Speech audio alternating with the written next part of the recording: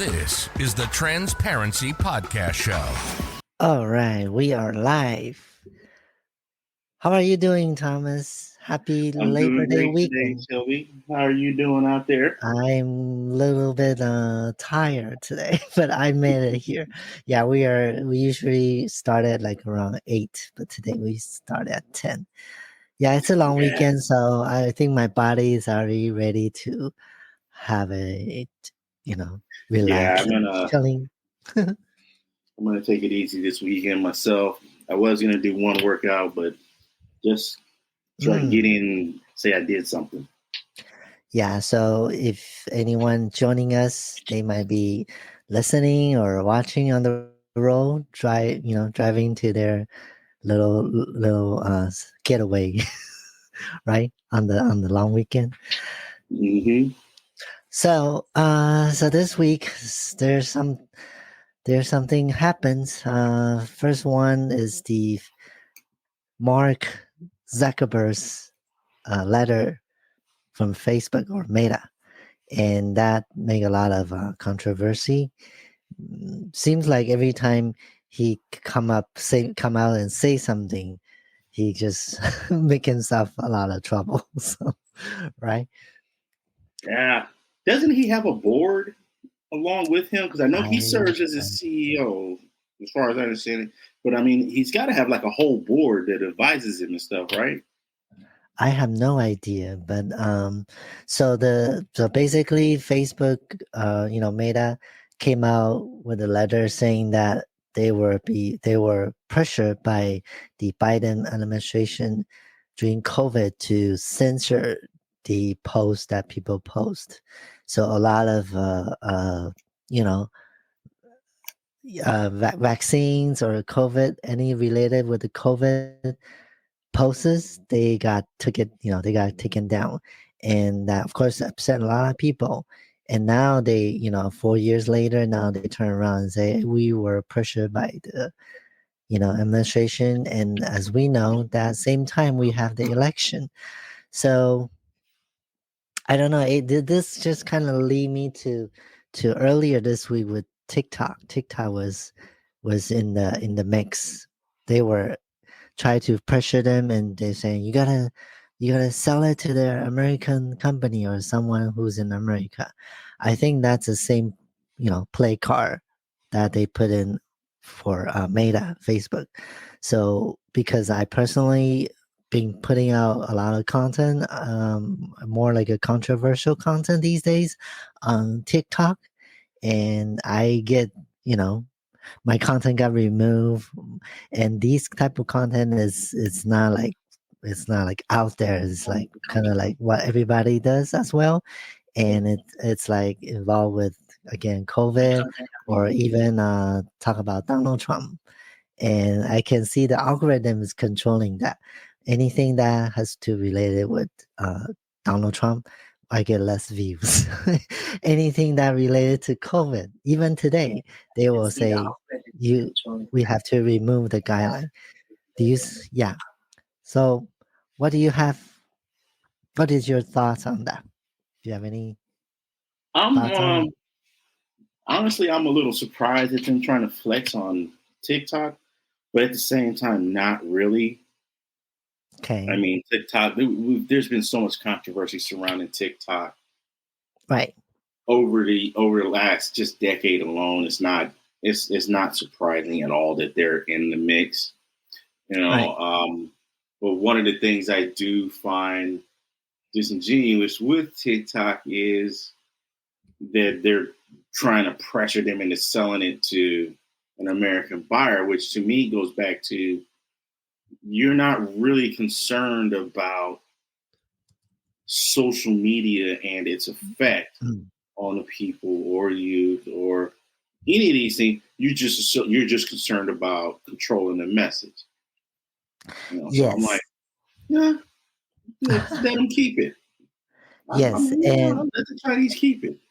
And it's kind of interesting that the timing that Mark Zuckerberg came out and say this is right after the X that Elon Musk interviewed Trump, and Elon Musk is about free of speech, which I'm very admire of that. I'm also very support that free of speech. And now he came out right after that. It sounds like, okay, you know, it seems like, oh, if I don't make a move, then Facebook or Meta's gonna be left behind, or some sort of that kind of feelings, right? Yeah, it's like a Johnny come lately. But here's the thing: it's like he's trying to ingratiate himself with Trump instead of Harris, and that's obvious because he came out. Yeah, First and words out of his mouth was the Biden administration pressured me. yeah, And he also said he's not gonna donate, yeah, to the Democrats. yeah, I'm like, ooh, you're not going to donate in your wife's name to a political party. Ooh, it goes back to our earlier conversation when I Right. said Mark Zuckerberg, just like you said before, every time this guy opens his mouth to make a statement, Mm-hmm. it's like for somehow he finds a shovel, and it's like, Right. and that's like what I was asking before. Does this guy not have a board of directors advising him? I mean, I don't know.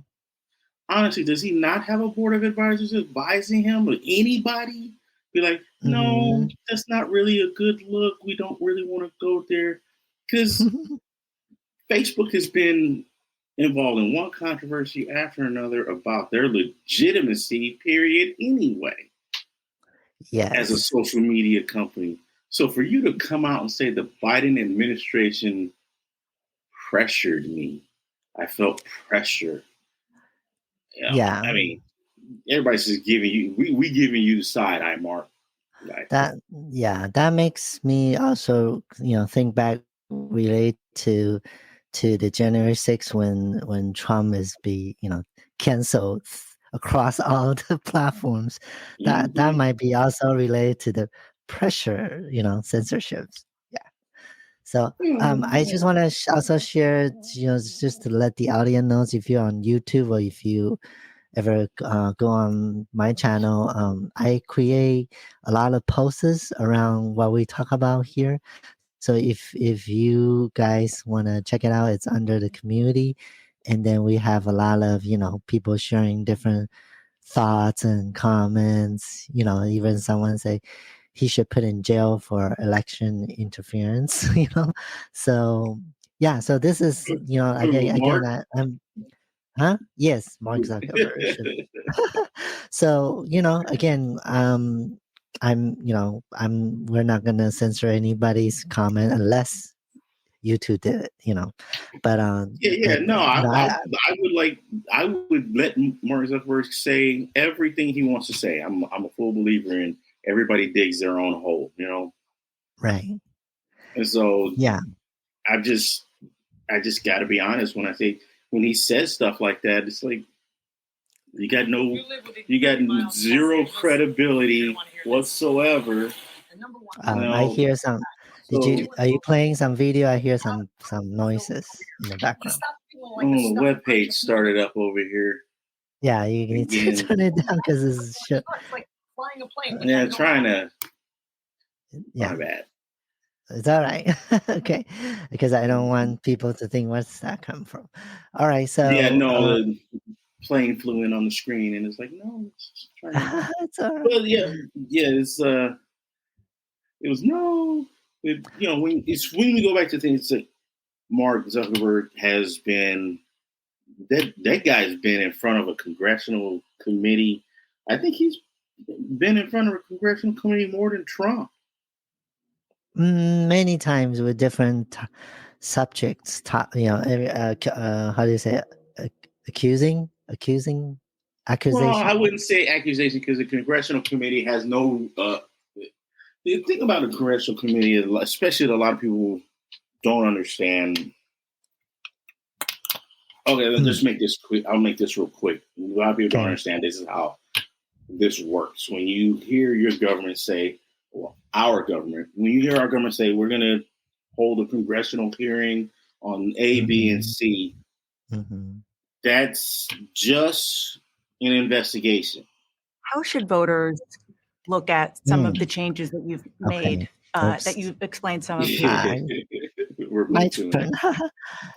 yeah, Yeah. but a congressional hearing is just an investigation for Congress to gather more information so that they can make an amendment to a constitution, an adjustment to the amendment to the constitution, set a or draft a law to be put in place. Right. A congressional hearing has no judiciary function whatsoever. There's no legal recourse to a congressional hearing. So that's why whenever I hear somebody talking about, oh, we're in a congressional hearing and the congressman was tearing into so and so, who cares? Yeah. The only thing you can't do is refuse to show up. In which case you'll get a fine for not showing up. But at the end of the day, who cares? A congressional hearing is just an investigation for Congress to consider law, to consider passing laws. So it was developed so that Congress could investigate more issues so that they and make sure that they had all the A's, B's, C's, dotted I's and crossed T's, as they're drafting legislation for a law. That's it. If you're talking about you want trouble, judiciary trouble, court trouble, or something. No, you got to go to court. Like Congress cannot overturn anything Supreme Court says. Period. Yeah. They can write a new law, but they can't overturn interpretation or create interpretation. Yeah, I want to just mention this every time we talk about law or whatnot. I want to make a disclaimer: we're not lawyer, we're not attorney, whatever we talk about here, it's just our own opinion. We are not. We're just our own opinions, entertainment purpose. So talk about. Only reason I know this is because I looked up what a congressional hearing was for. Okay. That doesn't mean I'm an expert on it. Yes. So we don't, we're not giving any law, somebody out there now. Law advice. Okay. Oh, no. I'll be like, all right. So since we're on this topic about law, let's move on to the next topic because we're doing a short one today. I know everyone is, on vacation. So the next one, since we're on law, we're gonna talk about our good old Kamala Harris. She's a attorney general, right? From California before. So she's a former attorney general. Yes. So this week's topic about her is she finally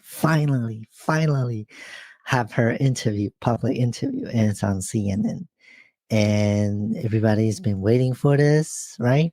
And everybody's suspect why she doesn't do any public speaking or any interview at all. Yes. And the first interview she went on, she had a Tim Watts with her, So that's kind of I don't know. That's kind of strange because some people. Not really, because the thing is, she should have been doing interviews before this. Why? Yeah. So I have a clip to share with everyone. She's what's her name? Interview on CNN with Dana Bash. Lena Bash? Dana Bash. Okay. Yeah, for some reason I couldn't find her name on any of the tickets. Yeah, so Dana Bash.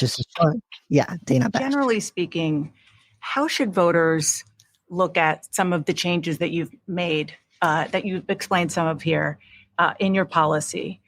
Is it because you have more experience now and you've learned more about the information? Is it because you were running for president in a Democratic primary? And should they feel comfortable and confident that what you're saying now is going to be your policy moving forward? Dana, I think the most important and most significant aspect of my policy perspective and decisions is my values have not changed. You mentioned the Green New Deal. I have always believed, and I have worked on it, that the climate crisis is real, that it is an urgent matter, to which we should apply metrics that include holding ourselves to deadlines around time. We did that with the Inflation Reduction Act. We have set goals for the United States of America and by extension, the globe around when we should meet certain standards for reduction of greenhouse gas emissions, as an example. That value has not changed. My value around what we need to do to secure our border, that value has not changed. I spent 2 terms as the Attorney General of California prosecuting transnational criminal organizations, violations of American laws regarding the illegal passage of guns, drugs, and human beings across our border. My values have not changed.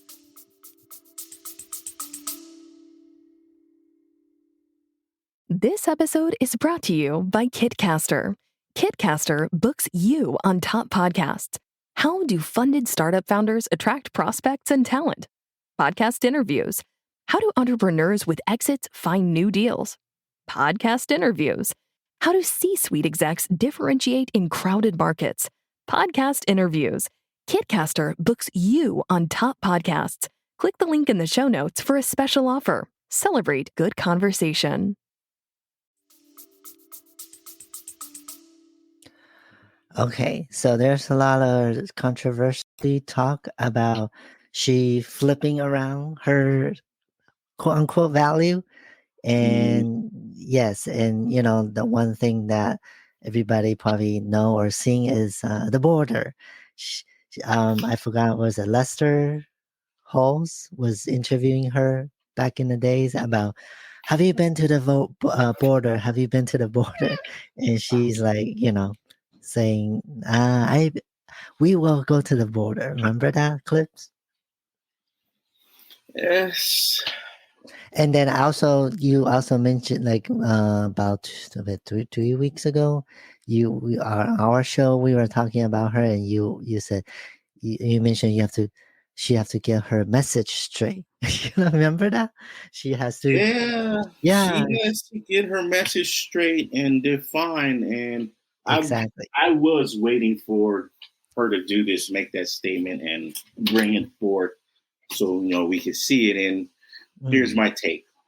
Okay, go ahead. Kamala Harris, you're running for president. Drop all the stuff Joe Biden was carrying. Yeah. Make this your presidency. The parts of the administration and what was going on that didn't work, that failed. So the last thing you need to be doing is doubling down on hopes and feelings that it's going to work, because you just make yourself look. You just played yourself on your first interview. You just played yourself. And second of all, you should have had an interview, way back before you even introduced Walls. You should have had an interview way back then. You should have done it then. And this interview seems like a very scripted, safe, I can feel, because we've been talking, we've been, sharing a lot of interviews on here already, and you can sense this is very subtle, very safe. There's no out of blue question, like crazy questions or whatnot, right? Do you feel? Do you have that feeling? It's almost as if she's trying to give the voters a comfort feeling about her, and I'm like, great if you were running against the Republican Joe Biden. If you were running against almost any other Republican, okay, yeah, that's great. That you can take that route, because none of them were ready to get in the ring anyway. Trump was the only one ready. He was the only one planning it.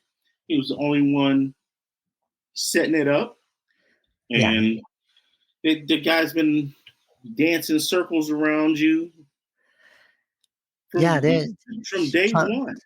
Trump already went on so many interviews, even with one with Dr. Phil. Have you seen that one? I saw a little bit.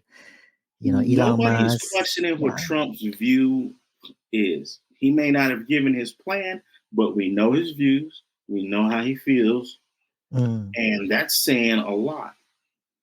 The Democratic Party, you fumbled the ball First of all, they fumbled the ball, letting Joe Biden believe he was going to actually run a second term anyway. That's right off the bat. Okay, they fumbled the ball right there. You should have never brought that up. And then if Harris was going to run and they were going to support her, she should have been running right out the box with a solid message on her presidency, how it's going to be done. Not make a whole 90-degree divergent from Joe Biden's presidency, but, enough that it's definitely her presidency and not another regurgitation of his time in office. So you can, distance yourself from that. And they've just failed in every single capacity. Yeah. And another controversial talk is she somehow came out now identifying herself as a Black. And yeah, I haven't seen that yet. And to me, personally, I just wanted to beat my head with a hammer. But okay, to me personally, I really feel that that's a little bit wrong, because seems like she's identified herself like that is because she wants to get the vote from the community, the Black community. And what's your thought on that? My thought on that is that's a shaky boat that's a stupid shaky boat to get in. I would have never brought it up. I would have never mentioned it. Right. Because now you got people looking. Yeah, it sounds like they're gonna mentioned it once and just let everybody believe what they're gonna believe. So it's like a birth certificate kind of thing all over again, huh? Don't you think so? Later on. No, this one's going to be one of those. This one's going to turn into. This one has every opportunity to turn into one of those. She says she's Black, but she's really Hindu. Yeah. And then you start looking into the Indian culture more closely and how. Yeah, I know. It's complicated. Saying it's complicated is an understatement. You're going to bring up stuff that there's a lot of stuff in the Hindu culture that doesn't align with American values. Yeah. And these are fundamental things. And it's like you spent a long time making yourself American. Why are you proven to be a dumbass on top of that? Like, what was it? Who was it? I'm trying to remember. I think it was, and I really hate to say this. But Hillary, the reason Hillary failed, yes. Hillary had every opportunity to win. The reason she failed, she made a lot of the same fucking mistakes. So a lot of what? She made a lot of the same mistakes. Okay. Comments on comments that don't have nothing to do with, that don't or shouldn't have anything to do with her actually being a president. One, because it's like, look, you're a woman. You're trying to be the first female president. Right. You don't need to be talking to women. Okay. No. You need to be talking to men. Okay. You need to be talking to men, reassuring men that you can have a conversation. You're cool-headed. You can manage an argument. You need to be concentrating on talking to men and men alone. The women will follow behind you because you're a female. The more men you box in your corner, the more women you're going to have in your corner. Because the women are going to see, oh, all these guys are believing her. All these guys are rallying behind her. That's who you need to be talking to. You need to be damn sure, pick a position and don't change it until you get hard evidence that this might not be the way we want to go. Let's reassess. But pick a position first. Yeah, it made me feel like she right now try to throw different things and see which one sticks. So then she sticks. She sticks, right? Yeah. Kind of like that. Yeah. Yeah, it's really, she's, like I said, this is the problem that Hillary had a lot, and then Hillary's team made a lot of embarrassing mistakes for her too. Okay. And it's like, don't don't surround. The biggest thing I could tell Kamala Harris: do not surround yourself with people that make you feel good about you. Do not surround yourself with people that make you feel good about your decisions. Do not surround yourself with anybody grandstanding or hand clapping hopes and dreams. Because you're going to be the president of the United States. You are going to be the one that has to make a lot of hard decisions. I don't know if you've been paying attention, and you obviously hasn't. You obviously haven't. Sitting in the office as the president will age you. It's I don't understand. It's like, look at Joe Biden. Joe Biden came out of his 2 terms as vice president like Yeah, Obama okay. came out 8 years looking like he aged 30. Obama went into office. He had almost all his hair was black. By the time he came out, he had so much salt in there. Ooh. Reagan. Okay. The presidency almost killed Reagan. He had 2 terms too. Clinton aged him. So does that so looks like Donald Trump is the only one who looks the same. Like, kind of. Well, yeah. He didn't age much. But you got to also remember Donald Trump. The biggest things about Donald Trump was he shut down a war he shouldn't have really been involved in the first place. So he shut that down. And the biggest things he was dealing with was personal issues. People coming at him for personal issues, while he's the president. And then COVID at the very end. Witch hunt and COVID. Yes. Huh? Witch hunt and COVID. Yeah, like he had to deal with the beginnings of COVID happening at the very end. And then he did a lateral to Joe Biden, like, here you go, bud. Here you go, Sleepy. I had it, you got it. So do you have a clip that you want to share for us? I had a clip about them in any of this we were talking about. I had one about they're talking about the Kamala Harris interview, but it's not the one that you had, but it's similar. So since you've already shown that. Oh, so you don't have one? No. I mean, I have one, but it's we've already discussed those and moved. Okay, that's fine. All right. Beyond it, the only other clip I have is the remainder of our discussion about. All right, so let's hop onto that one. So this 3 days ago, 2 gentlemen that I follow and I very admire is Billy Carson and Terrence Howard. They came together to do a show on Forbidden Knowledge YouTube channel. I mentioned about Billy Carson before on another episode, and he talked about a lot of quantum physics, a lot of Egyptian Anunnaki, and then tablets, from the ancient histories. And he went really deep into those kind of things.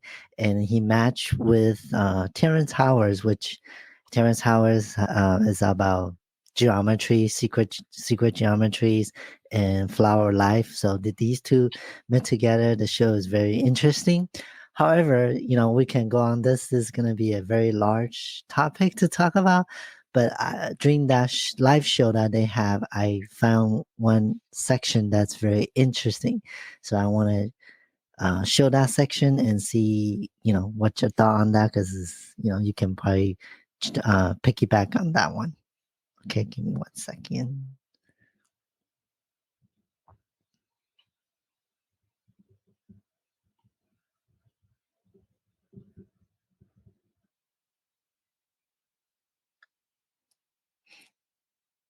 That Black people are capable of.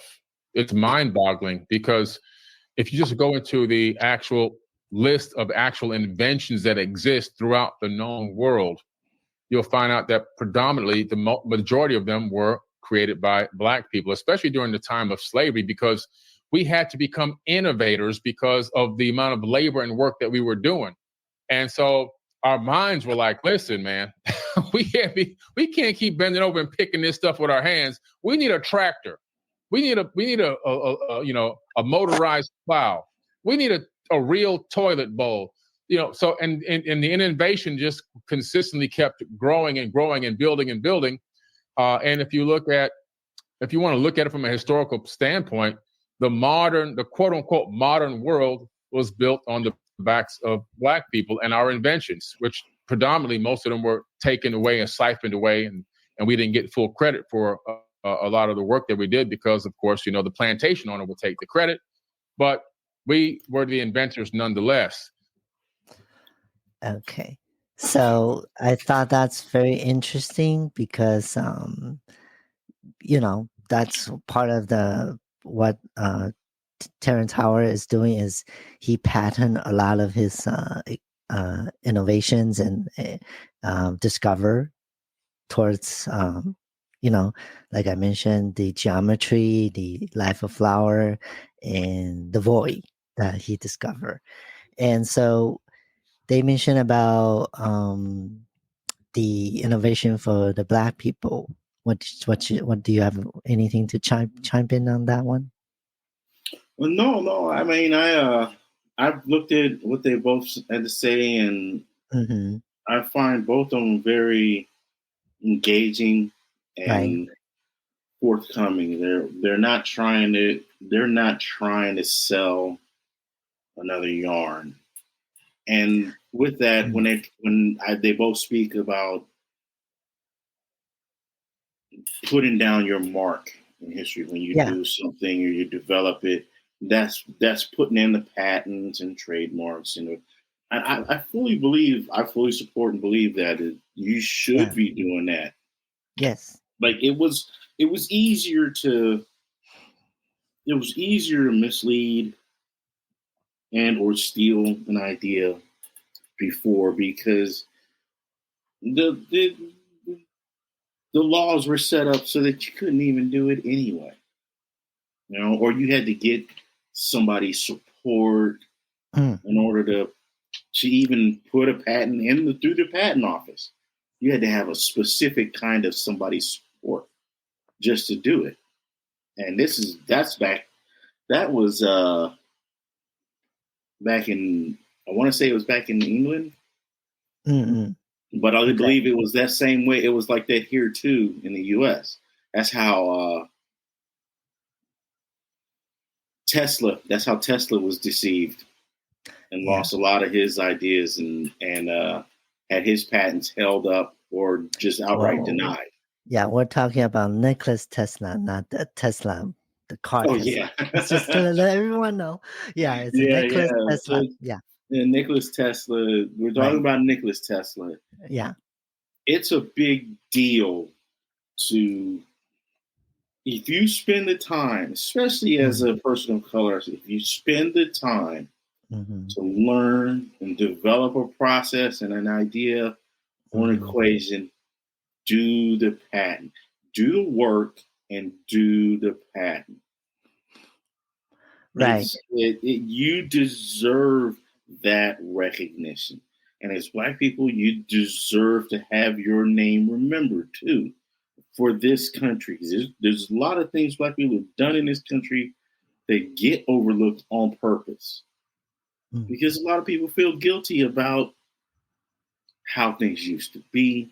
They feel guilty about how things still are. And I'd say this, fine, that's your problem, not mine. If you feel guilty about that, that's on you. Yeah, so these two come together. I know it's gonna open a lot of doors, a lot of push a lot of envelopes, because a lot of people are very, disbelieve what they're saying. You know what I mean? And I think Terrence needs to start pushing a lot of his stuff towards the academic community for peer review too. I know he feels like he doesn't have a peer but I'm like, don't think of it so narrowly. Right. With your line of research, Mm-hmm. get the peer review done. That it will go a long way to supporting your words and your assertions, within the scientific community alone. Don't flex on that, because nobody's actually there's no either nobody or next to nobody going down the research path you're going down. You don't need them to be doing that. You need a peer review to come behind you and be like, wow, he's dotting all these I's and crossing these T's. I'm seeing it. Yes, it's a very interesting discovery. And you say you have a video that you want to show? Do you want to? It was the video you put up. We had the same Oh, video. same one. Oh, okay. Yeah, we had Got the same video. All I right. just hadn't moved it.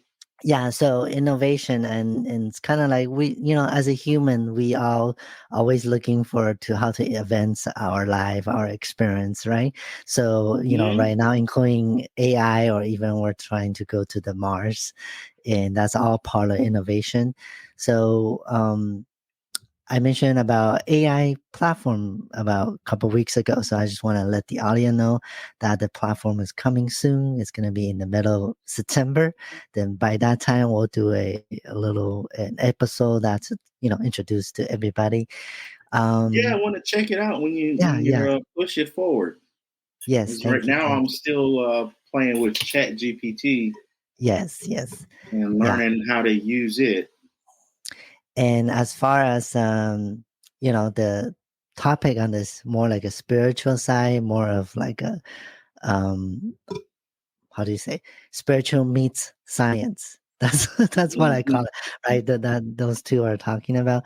Those are topics are very interesting as well. So we're gonna have more on this type of topic as well, and we have some already. I already have some contents towards that, more spiritual, psychedelic, DMT. All those brain opening, mind opening, eye opening, right? Third eye.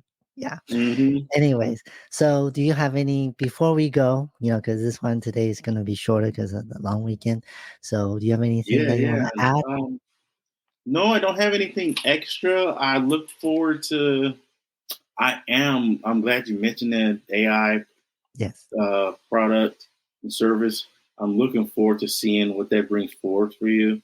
And I would really love to check it out as soon as you get it, as you get it working product out that's serviceable. Really like to check it out. Thank you. I'm working through the Chat GPT, and there's a lot of different functions. Some of it's extremely, it's like with everything. Some of it's extremely helpful, and some of it's like, what is this thing trying to do? Well, this is what I learned early on in the stage that about AI is they also have a good day and bad day. So seriously, so when you ask some question or some prompts today, and then you come back tomorrow, they'll give you a different answer or different result. Yes, it's been my experience with AI, with the AI I'm using. It's you have to think about your question. You can't just throw the first thing off the top of your head. And you can if you're not trying to get a deep answer. You just want an answer. Yeah, throw the first thing off the top of your head, because that stuff works with them with the AI models too. Right. If you want a deeper answer, you got to think about it more. You might want to come at it from a different angle. Right. But you can also have it reference other things. And like you said, some days you're getting outstanding material, and other days, right, it's just giving you stuff like craps. Yeah, like I've had days where I had Chat GPT just being purely creative, image wise and video wise. I'm just giving it as little input as possible, letting it create. Yeah, I'm like, I want to see what this thing can make, and some days it was giving me stuff I was just blown away. Like I don't even know where it got. I couldn't even give you the first clue where it got information. to put this in, and then other days I giving it input, and it's like it's like not even in the ballpark. It's out in the parking lot, walking in circles. What's going? What's this? Yeah. No, I'm like, that is not anything close to what I was talking about or what I wanted. And yeah, if that happens again, try again the next day when it is in a good mood, right? Yeah. I just come back. I just come back later and mess with it some more. But I've had to focus down because I was getting carried away for a while. The ChatGPT has a lot of functionality to it to narrow down the algorithm usage. Right. So I've had to focus down and just peel off a lot of things. Like I don't need this. So I've learned you keep a train running of questions and answers. It can also use that as material. Right. And then, you get really, your answers get a lot better when it's got something, a history it can look at for right up front ideas. Yes. Okay. Thank you for sharing with us your little tips on that. And thank you for having me. And thank you for joining us. And thank you everyone for joining us. And if you're in the United States, happy Labor Day weekend and be safe out there. Be careful. Always. Happy Labor Day weekend, everyone. Okay. So tune in for next Friday when we go on live. Don't forget. Subscribe, share this video with your friends and family, and hit that notification button if you're on YouTube. Okay. See you next week. Bye. Bye-bye.